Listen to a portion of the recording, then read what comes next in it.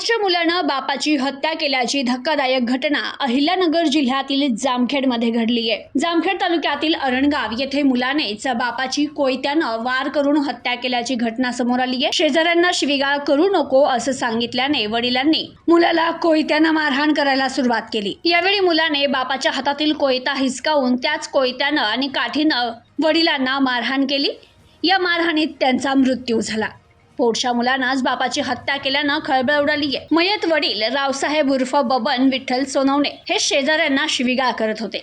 यावेळी मुलगा अशोक सोनवणे यानं वडिलांना शेजाऱ्यांना शिवीगाळ करू नका असं सांगितलं, मात्र वडिलांनी आपल्या मुलालाच कोयत्यानं मारहाण करायला सुरुवात केली। दरम्यान मुलाने वडिलांच्या हातातील कोयता हिसकावून घेतला आणि वडिलांना कोयता तसेच त्या ठिकाणी असलेल्या एका काठीनं पाठीवर आणि पोटावर मारहाण केली। त्यात रावसाहेब सोनवणे गंभीर जखमी झाले आणि बेशुद्ध पडले। त्यांना तातडीनं जामखेडमधील खासगी रुग्णालयात घेऊन गेले आणि नंतर ग्रामीण रुग्णालयात आणलं। यावेळी तेथील डॉक्टरांनी सोनवणे यांना मृत घोषित केलं। या प्रकरणी जामखेड पोलीस स्टेशनला अकस्मात मृत्यूची नोंद करण्यात आली होती। त्यानंतर मयत रावसाहेब सोनवणे यांचा मृत्यू नेमका कशामुळे झाला यासाठी त्यांच्या मृतदेहाचं शवविच्छेदन पुण्यातील ससून हॉस्पिटल येथे करण्यात आलं। यावेळी रावसाहेब सोनवणे यांचा मृत्यू पोटात आणि पाठीवर झालेल्या जखमेमुळे पोटात रक्तस्राव होऊन झाल्याचा अहवाल डॉक्टरांनी दिला। त्यानंतर जामखेड पोलीस स्टेशनचे police head constable Praveen Ingale यांनी दिलेल्या फिर्यादीवरून